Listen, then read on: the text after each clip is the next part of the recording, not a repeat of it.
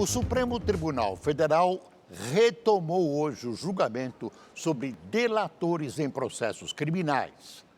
Se eles devem ou não apresentar as alegações finais antes de delatados. O resultado dessa análise pode levar à anulação de várias sentenças, inclusive da Operação Lava Jato. A repórter Caroline Aguiar acompanhou a sessão e traz direto de Brasília as informações. Carolina, boa noite.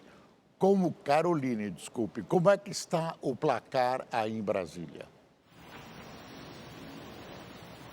Boa noite, Boris. Boa noite, Amanda. Bom, o placar está em 6-3 pela tese de que os delatados devem ser ouvidos depois dos delatores. Ou seja, já existe uma maioria para que fique assim a ordem de processos em que houver delação premiada, os delatados teriam o direito de fazer as alegações finais depois dos delatores.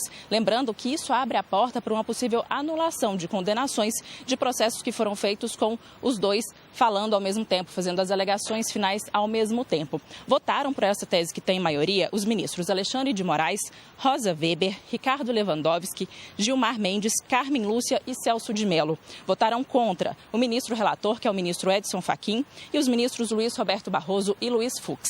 A sessão foi suspensa por hoje e vai ser retomada na próxima quarta-feira. E ela foi suspensa porque estava faltando o voto do ministro Marco Aurélio Mello, que teve que se ausentar da sessão, e também do presidente da Corte, ministro Dias Toffoli. Apesar disso, Toffoli já adiantou que também vai votar pela tese vencedora. Além disso, na semana que vem, eles vão ter que tomar uma decisão bastante importante, que vai ser a abrangência dessa decisão. Se isso vai valer para processos já encerrados, ou seja, se vai realmente poder anular condenações, se só vai valer daqui para frente, se vai valer só quando o advogado recorrer à justiça ou vai valer independente disso. Então, essa decisão é importante que vai definir a abrangência dessa decisão tomada hoje aqui, já com maioria, na verdade, pelo Supremo Tribunal Federal. Lembrando que os processos da Lava Jato podem ser fortemente atingidos por isso, porque todos eles foram feitos com delatados e delatores fazendo as alegações finais ao mesmo tempo. Mas vamos ver como é que foi a tarde, alguns votos dessa tarde na reportagem. A sessão foi retomada com o voto do ministro Alexandre de Moraes, que discordou do relator do processo, o ministro Edson Fachin.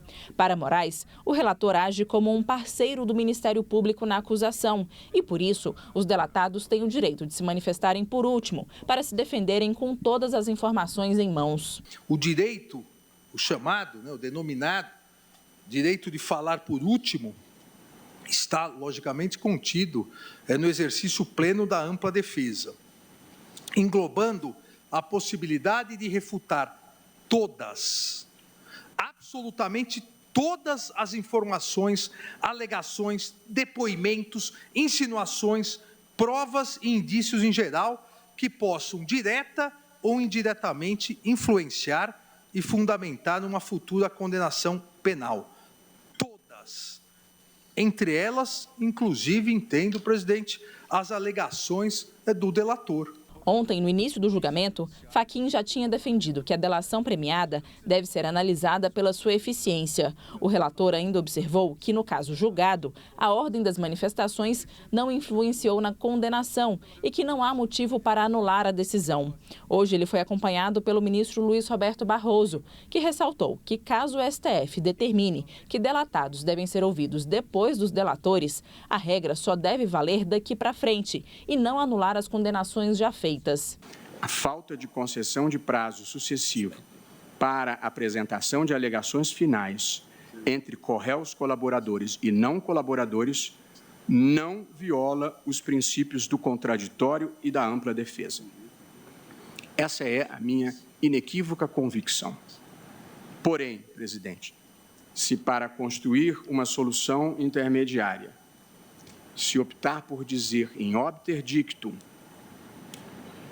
que o Supremo entende que doravante se deva interpretar a legislação no sentido de que o réu não colaborador fale depois do réu colaborador, eu também aderiria a essa posição intermediária, porque acho que a lei poderia ter feito e acho que não é uma interpretação absurda. Apenas acho que ela não está na legislação. A discussão chegou ao plenário do STF depois que a condenação do ex-presidente da Petrobras, Aldemir Bendini, na Lava Jato, foi anulada pela segunda turma da Corte. A decisão foi tomada porque, durante o julgamento em primeira instância, comandado pelo então juiz Sérgio Moro, delatores e delatados apresentaram as alegações finais no mesmo prazo. A partir daí, vários outros condenados recorreram ao STF, pedindo a anulação das condenações, entre eles o ex-presidente Lula. Este julgamento trata do caso específico do ex-gerente de empreendimentos da Petrobras, Mário Almeida Ferreira.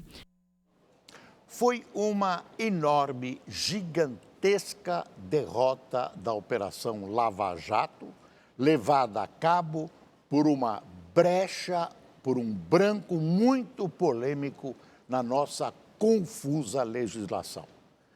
Neste momento, corruptos de vários matizes estão festejando uma possível impunidade.